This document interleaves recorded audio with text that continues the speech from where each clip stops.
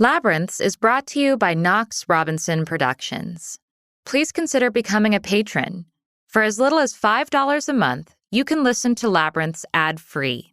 Visit patreon.com/Knox Robinson to learn more. So being willing, courageous, curious enough to question those learned thoughts and beliefs, and making a decision that we want peace more than we want to be a certain size or eat a certain way. We're not born hating our bodies. We're not born thinking certain foods are good or bad. We learn every bit of this. Feeling lost? Then you're in the right place. I'm Amanda Knox. And I'm Christopher Robinson. And this is Labyrinths.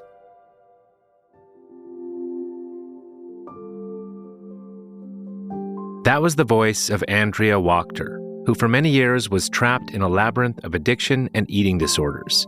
Finding her way out was difficult, but it also provided her experience that informs her work now as a psychotherapist, author, and meditation teacher, dedicated to helping those still dealing with these problems. I think the area that I lost the most amount of peace of mind and presence to was the eating disorder. That really kind of started it all. Well, probably perfectionism and comparing and competing started it all, but really the eating disorder was decades long, and I really battled with my body and my mind and food. I also abused drugs and alcohol. I say that I had near constant anxiety and depression, but I don't say that in an exaggerated way. I really feel like it was near constant butterflies in my stomach, fight or flight, and a lot of very low depression. I think a lot of it was fed from the thoughts, which fed into all of that. But those are the top contenders. So for you, when you think back on all of this, you say it's decades long. How did this first start with you? When did you first start feeling this anxiety and these struggles with eating? Like, how did it first manifest for you? So I think before all the addictive behaviors started and the eating disorder behaviors started, it was really this feeling different than other people. I felt like my siblings were just, I surely didn't know the word resilient back then, but they just bounced back. If my parents would scold us, they didn't seem to care, and I wanted to die. So I think it really started with that level of sensitivity. I think the eating started first because in my family, there was a lot of pressure on perfectionism, on looks. My mom was dieting from as early as I can remember, commenting negatively about her body. And they just kind of bought into the programming that so many of us get inundated with. So I was really raised with those messages about good and bad foods, good and bad appearances, good and bad feelings, all with well-intentionedness, if that's a word.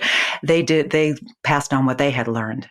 So if I understand correctly, your typical household, kids misbehaving or whatever, get scolded by parents because that's what happens.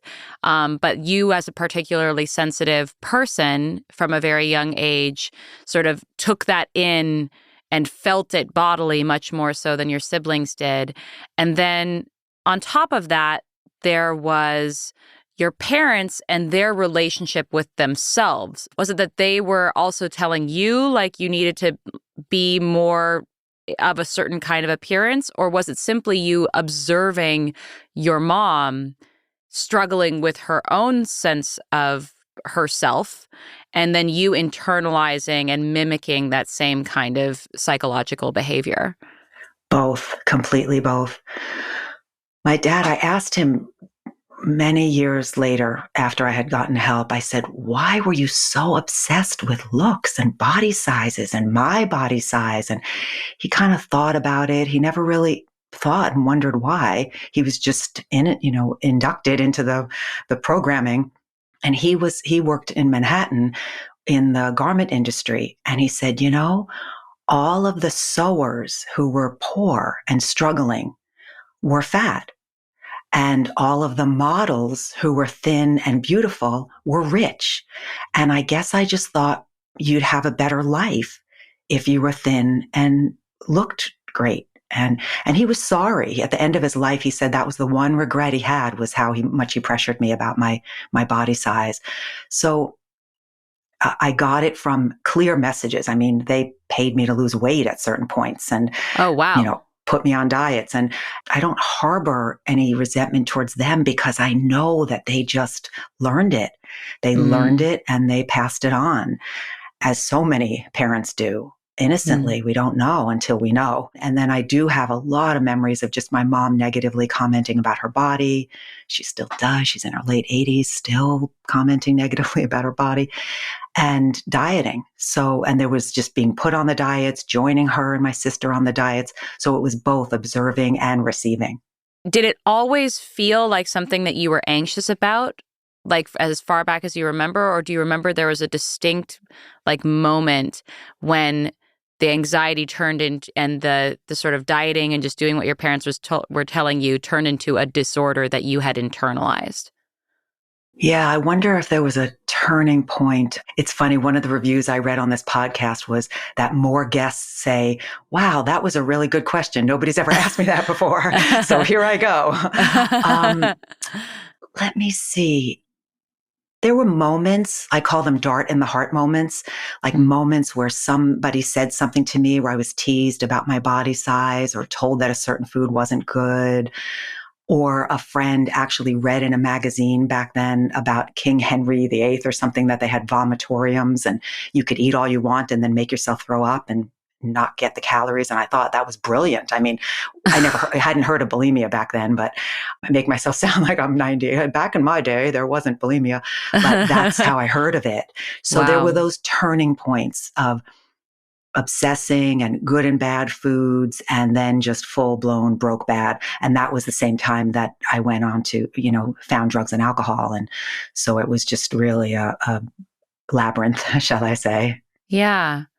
So tell me about those first times where you really took it upon yourself to not just to do the dieting that was going on with your family, but to take things into your own hands.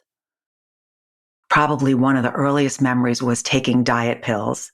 For starters, if you restrict enough, the kettle boils over. Like, you can only restrict so much. And so there was so much dieting and so much restricting and so much obsession and so much self-hatred that it would just kind of blow over and I would binge.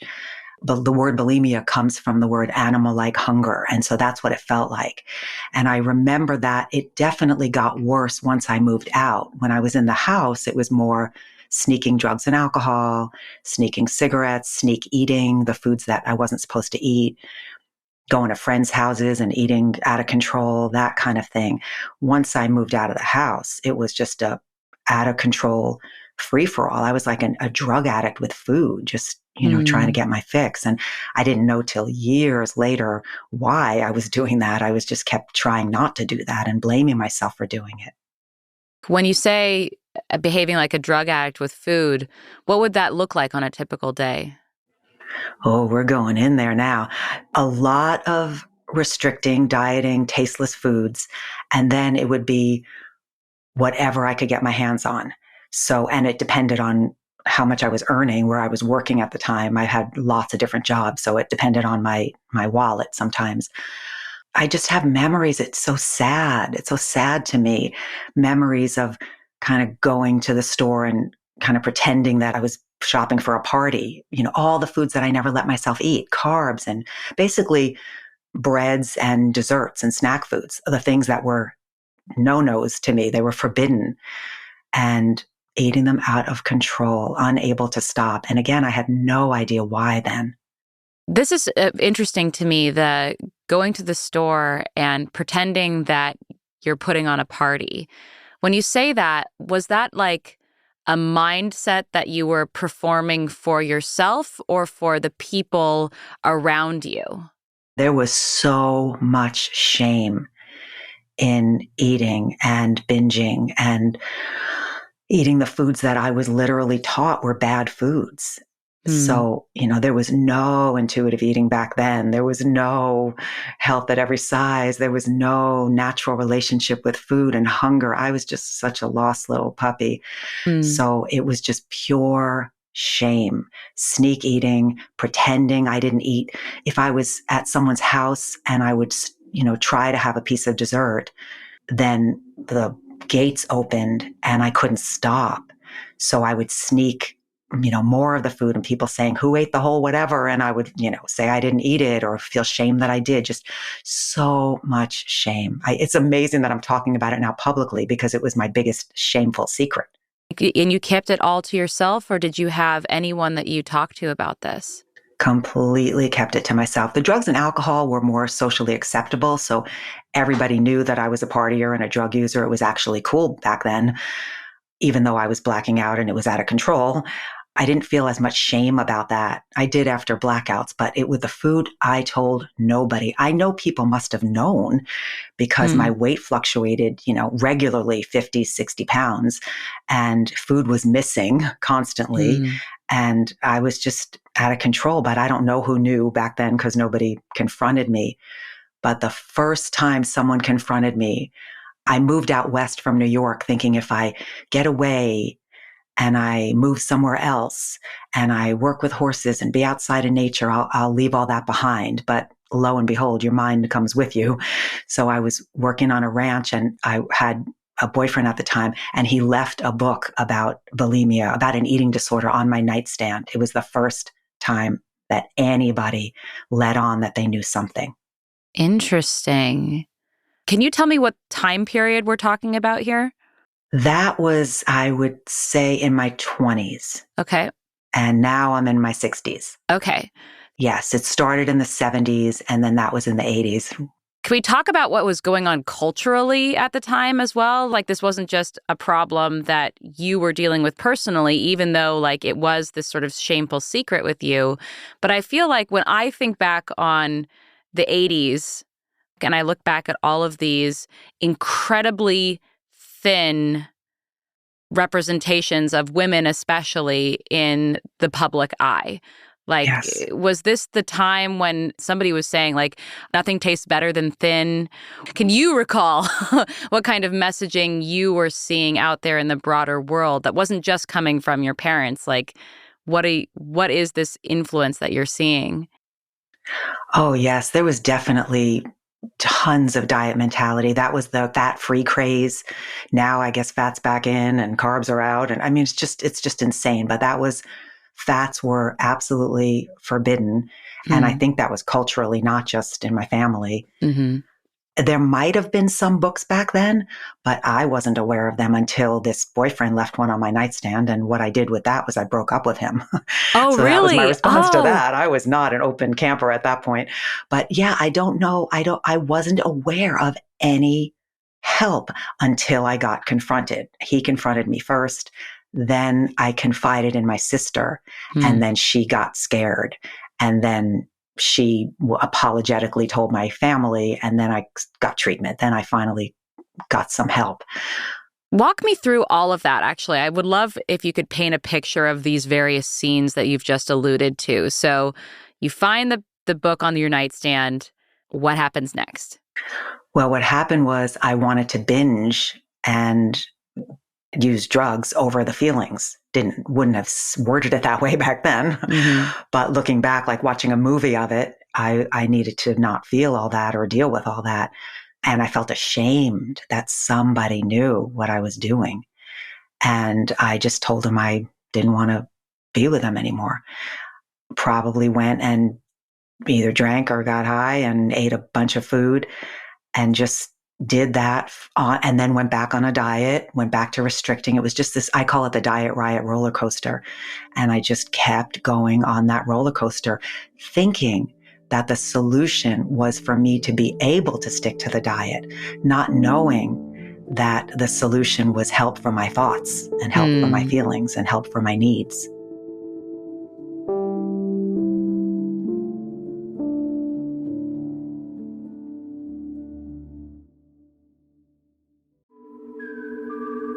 We could give you lots of reasons to support Labyrinths on Patreon, including ad-free episodes and exclusive patron-only content. But why not hear it direct from a listener?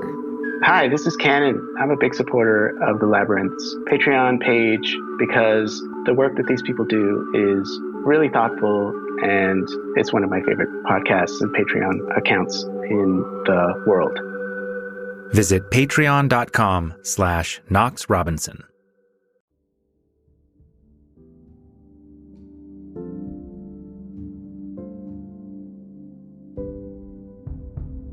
So what compelled you to tell your sister about it? I mean, it sounds like your first impulse was defensive, like, how dare you touch this intimate part of myself that I have not welcomed you into, and screw you, get away, and then go back and do your sort of comfort binging.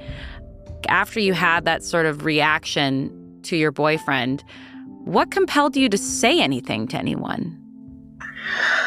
Again, such a good question. I don't know if I remember that one. I just think it got bad enough.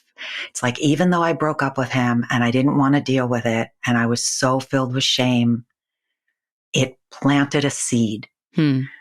So it's like the seed got in there and somebody knew. And I think it was just enough episodes later, enough times of telling myself, I'm never going to blackout drink again, or I'm never going to drink again, or I'm never going to binge again. Just enough times later, after he had planted the seed. And this book, I think it was called When Food is Love. And it was like I couldn't get the title out of my head. I had seen that there was a problem and it had a name, and somebody wrote a book about it. And again, there might have been lots more things about it then, but that was the only thing I had seen. I think I thought I was going to die. And I just thought I might as well tell my sister so she knows. I think she said, she would keep the secret. I think she might have already known. I mean, we both grew up with such insane messages about food and bodies. And I don't know how much longer later she said, I told mom and dad, I'm really sorry. I know you're going to be mad, but I had to. And if the tables were turned, I think you would have also. And I think there was a part of me that was maybe even a little relieved. I was mad, but maybe more relieved. Just to return to that book for a second, did you know prior to seeing that book that what you were experiencing was something that other people might be experiencing? Or did you feel like it was this thing that was very just personal to you? That's really an interesting question. It was so secretive. I knew everybody else was using drugs and alcohol. That was just, out on the table, although I was not a lightweight drinker. I sometimes say I was not a fan of moderation back then. I just did everything in such extremes. Did I know anybody? No, I really don't think I did. I know lots of people were dieting and lots of people were struggling and lots of people were commenting negatively about their bodies. That was kind of the norm, still is in some fashion. Right. And I was pretty much of an isolator unless I was partying. So it was just such a secret world. And I don't think I knew anybody else, certainly didn't speak to anybody else about it until I got treatment. So when you did see that book, aside from being incredibly mad, was there any part of you that was like, if there's a name for this, then I'm not alone? I don't remember feeling that. I just remember feeling shame, like mortifying shame. You go to your sister, you tell her about it. She eventually tells your parents about it. How did that turn into you going and getting treatment? They said, your sister told us what's going on. We're really worried about you. I think they might have known that innocently they contributed because, hello. I mean, my family was obsessed with looks and diets. If they had paid you to diet as a child, I think they had a slight part. Yeah.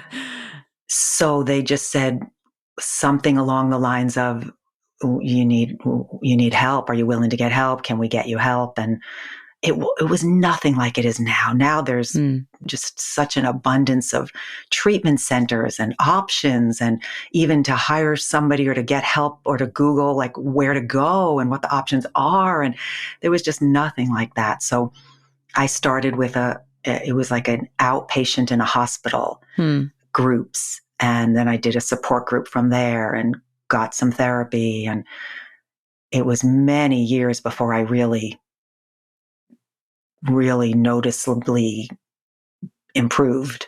Can you tell me about that first day that you walked into some kind of therapy, like you walked into the hospital for this treatment? Like, what were you feeling in that moment? Well, I was feeling intense shame and fear, but also what I remember was that everybody was so kind and real. I had a lot of love in my life and even kindness, but never that level of authenticity where people were just sharing their deepest, darkest depths of their pain and their out of control behaviors and their shame. And that touched something inside of me. That's when I felt less alone. I remember mostly in the very beginning just seeing such a diversity in the room. Like there was one girl on a feeding tube, and there was one person who couldn't fit in the chair, and there was just such an array of bodies. And I just remember feeling like, wow, each person talking, we have something in common.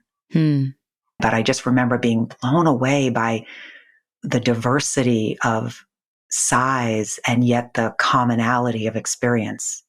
So it sounds like from the very beginning, you felt that you weren't alone. But you said that it took time for whatever this therapy was attempting to do to actually have a positive impact for you. Why do you think that was? Well, I think it goes in layers and levels.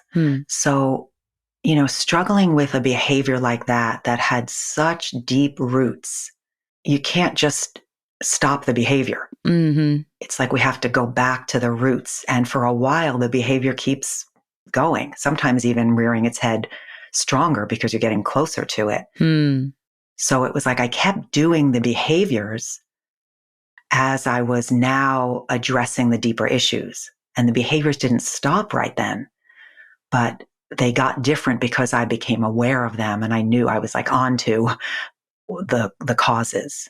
That's really interesting because I can imagine that now that you're self-aware about those behaviors, did it feel different then when you were binging and then purging? Like, how is it impacting you? Treatment was like ruining my binges, because and my drinking, because before I could just do it without any awareness. And now I had this other voice, like you could call someone in your group, or you could, pause and breathe and write. It's like, I don't want to write. I want to eat a bag of cookies. There became another voice in the house, and it wasn't just give me everything and I don't want to feel anything.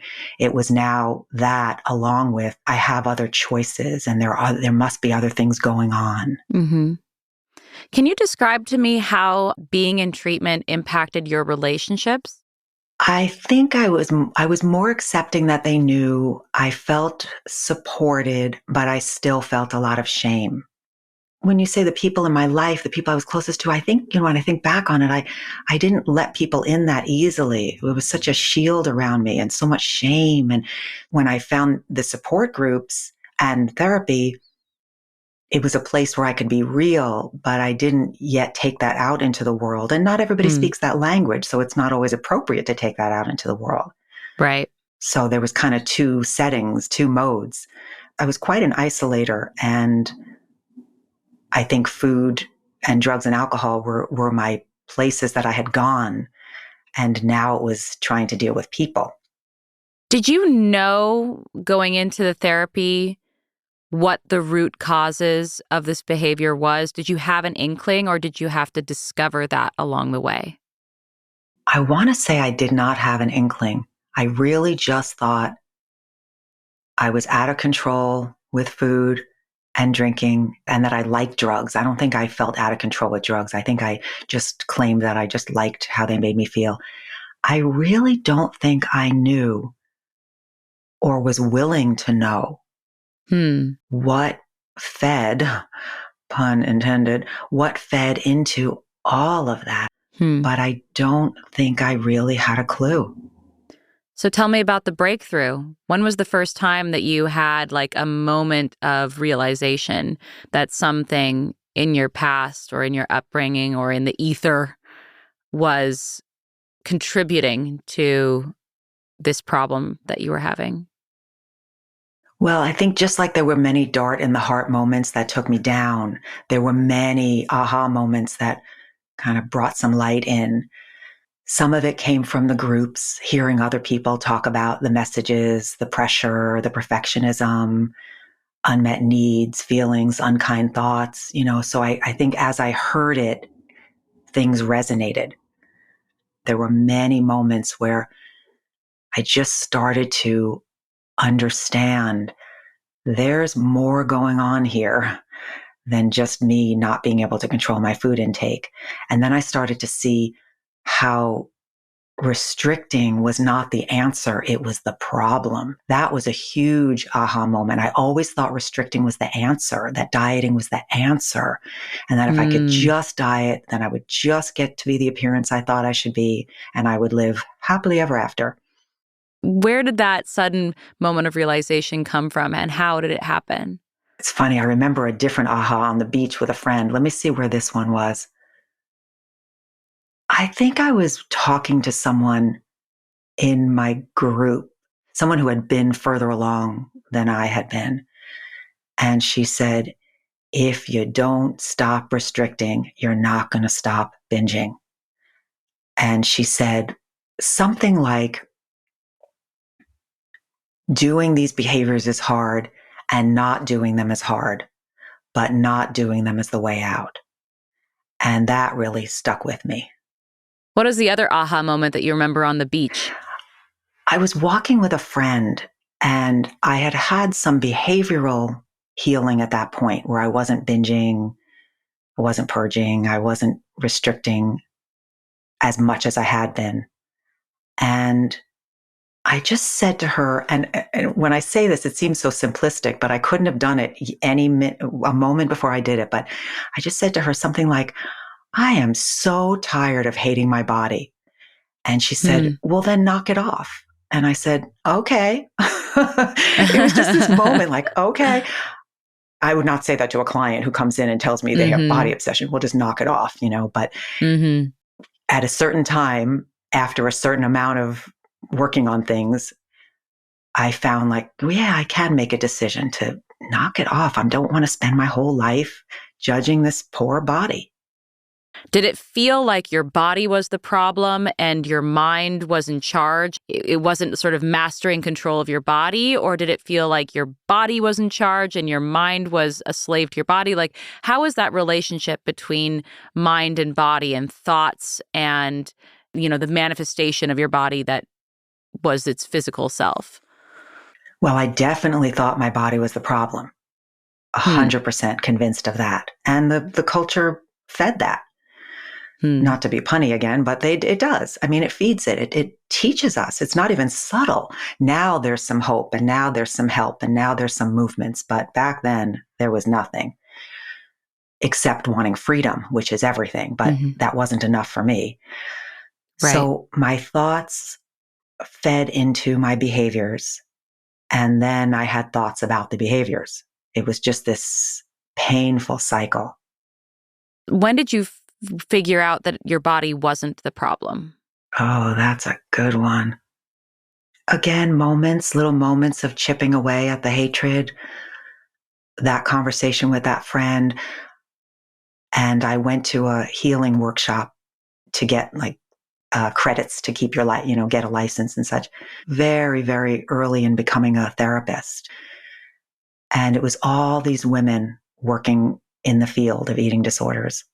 We were all like on the beach and doing some kind of a ritual of letting go of hatred, letting go of judgment, letting go of comparing, letting go of criticism. And something just lifted off of me then, something really so heavy and so persistent that I felt like colored my whole life. I had done a lot in my life, even with the addictions to substance abuse and the eating disorder. I had summer jobs and I traveled and I had some friends, but it colored every moment every single moment was colored by body obsession and body hatred. Mm. And I think right there on that beach with all these women, something really lifted off of me. That's beautiful. Was that also a moment when you felt like you started, or have you sort of been able to unshield yourself and allow more people in and not isolate yourself as much because of the shame of the disorder? Yes, for sure. I don't have the behaviors anymore, so there's no shame. Mm-hmm. I mean, I might feel shame if I mispronounce a word on on public radio or something, but not shame, but just embarrassment. But one thing that I feel really good about nowadays, as in the last many, many, many years, is that there's not a shameful, hidden, secret life anymore, and then my other life. Like I feel like my students and my clients could watch a 24-hour cam of me and they would not think, oh my God, I can't believe she does that. Right. Like there's nothing I'm hiding anymore. Mm-hmm. So I feel more authentic, even with my imperfections. And now it's like the aging, now we got I joke sometimes that I spent the first half of my life, trying to get rid of weight, and I'm not going to spend the second half trying to get rid of wrinkles. Like I just refuse to continue doing this number on myself. So I love that. Yes, I feel more able to let people in, people who are safe and people who I want to let in.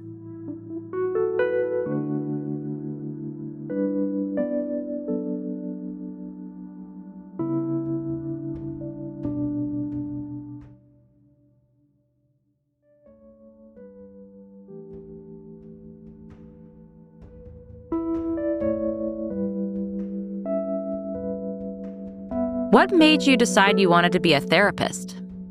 It seemed like a natural progression, although I was always the person who wanted to get real. If there was a party, I didn't really want to do small talk. I felt more connected when people were being authentic, which is why I resonated in those groups and isolated from people so much, because it felt just like people are either feeling unsafe or unkind or phony. I just didn't really felt like I didn't feel like I fit in that well. Mm-hmm. I had moved out west to work on ranches and thinking, again, I would get away from it all and just work with horses and not have to deal with people. And if I was in such beautiful nature, I wouldn't have to use substances or hate my body. Didn't work, but I tried. And at some point, I was kind of like, what do I do now? I was sort of this what's next for me? Am I going to work on ranches for my whole life? Am I going to seek a career of some sort? Am I what's next for me? And my mom, she said, you've always been so good with people. You've always been so sensitive. And it was the first time I took that as a compliment. Prior to that, it was like, oh my God, I'm so sensitive. And then it was like, well, thank you. I am. Be nice to me then, So she said, you've always been so sensitive. You'd be so good with other people and you've been through so much. Why don't you consider becoming a counselor? And I had always hated school so much. And I was such a terrible student. An eating disorder and drugs and alcohol didn't help being a student. But she planted that seed, and I went back and took one class in counseling. And it was the first time I ever cared about a topic.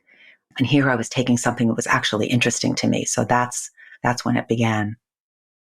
I would love to talk to you about the work that you do today, because one thing when you reached out and told me you wanted to share your story on Labyrinths that really stuck with me was the fact that you have clients from age 6 to age 80.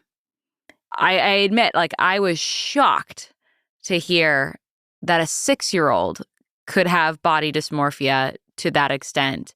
I'm a mom now. It made me think, just coming into this interview, about my own experiences with occasionally not having nice things to think or say about my own body, and what is my relationship with my body, knowing that my children are going to be mimickers first and foremost. How do I want to represent to them a positive relationship with their body? I imagined that the vast majority of people who are experiencing this issue are the ones whose bodies are changing, and so they're having to adapt and understand. But from what I understood from your email is it's not even an issue of your body is changing and you're sort of having to rediscover your relationship with it. It's like you're just a person and you just hate your body and you are at every stage of your life experiencing this body hatred. Can you talk to me a little bit about what's going on there and how it's different potentially or the same as the kind of body dysmorphia that seems to be more usual for people who are going through puberty? Like, how is it fundamentally different or the same? What's the relationship?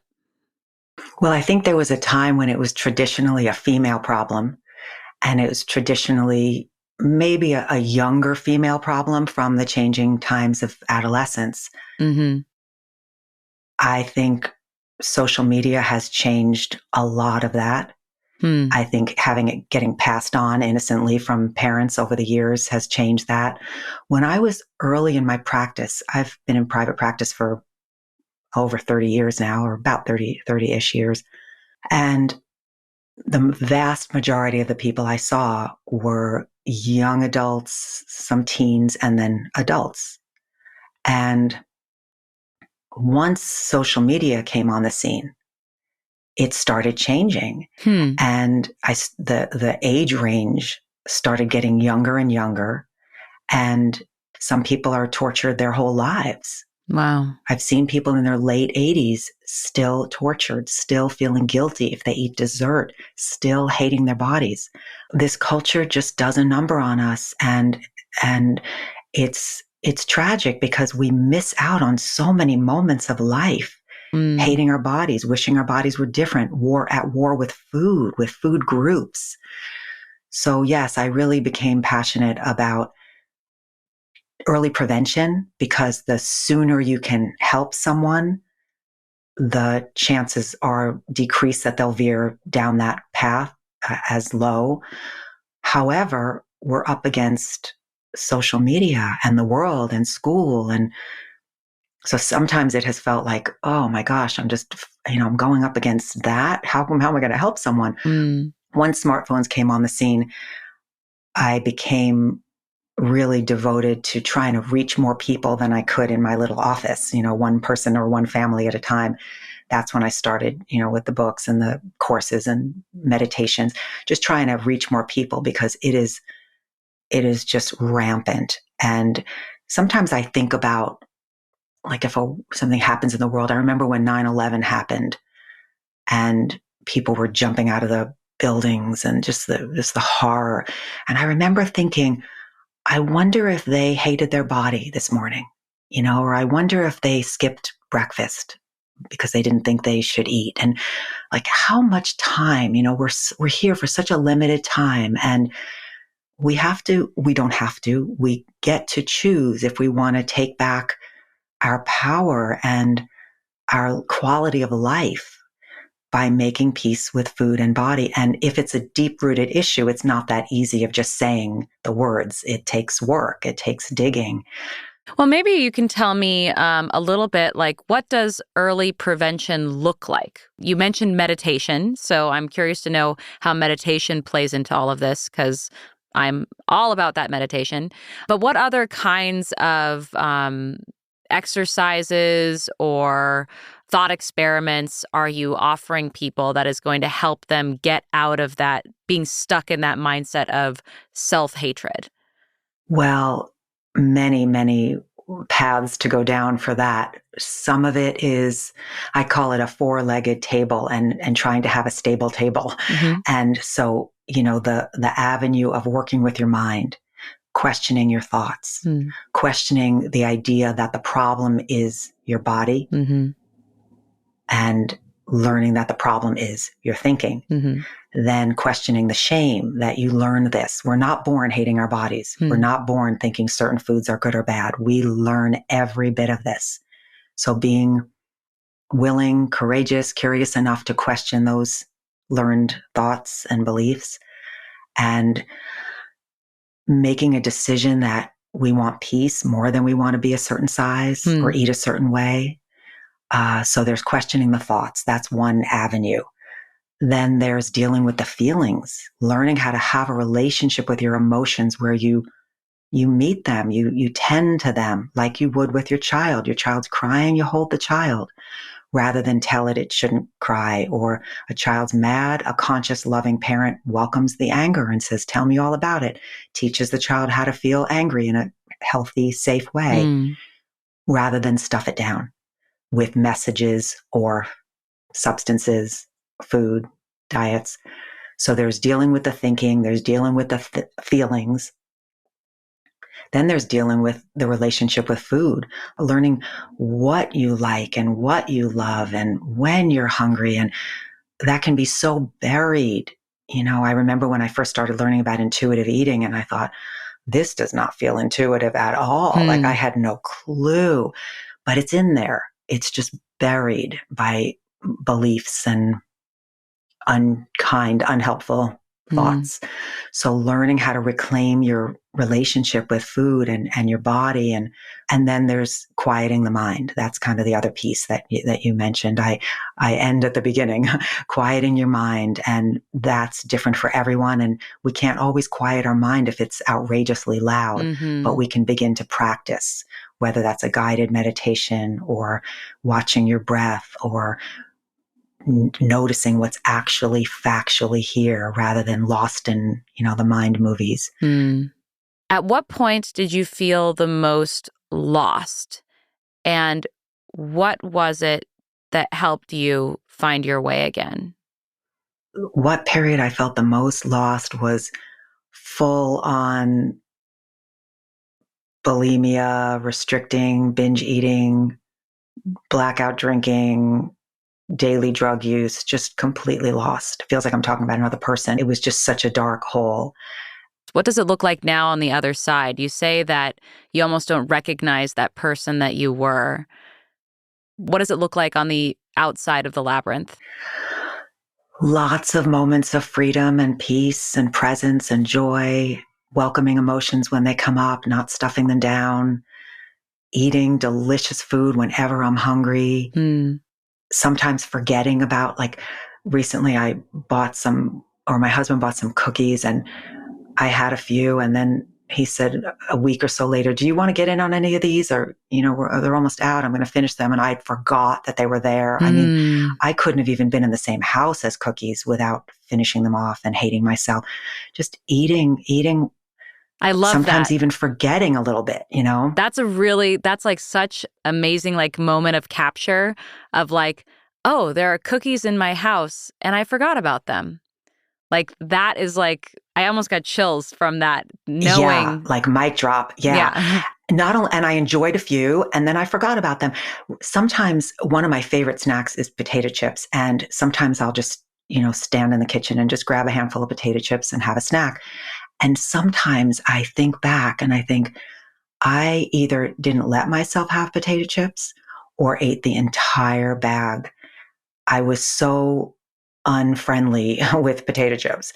And so for me to just have a handful or however many I want and then put the bag away and enjoy them, sometimes I don't miss that. Sometimes I just do it and I forget if I'm snacking or eating. But once in a while, this moment happens and I think, wow, I'm a different person. That's lovely. Is there anything else you want to share before I let you go?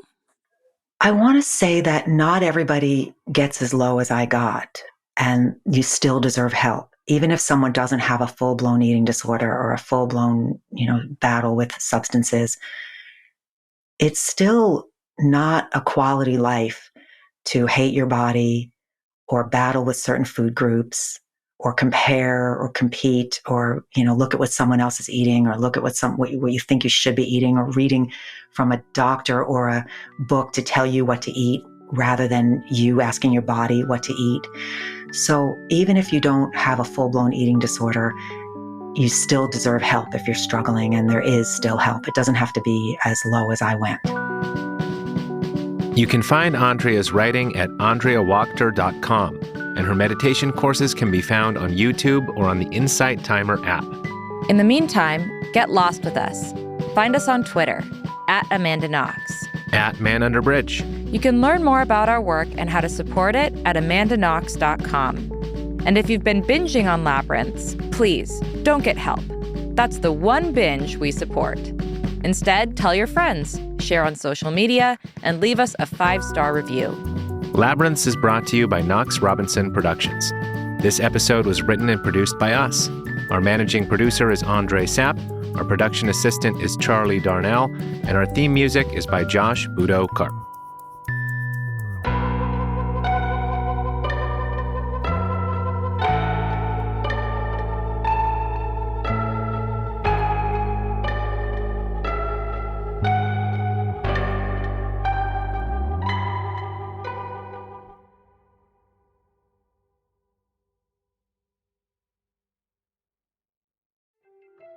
Fun fact, for every hour of Labyrinths you enjoy, we put in dozens of hours researching, outreaching, interviewing, scripting, editing, and audio engineering. What keeps us going? Coffee. So if you're enjoying Labyrinths, please buy us a coffee. Head over to patreon.com/Knox Robinson, where you can make a monthly donation. Thanks for getting lost with us.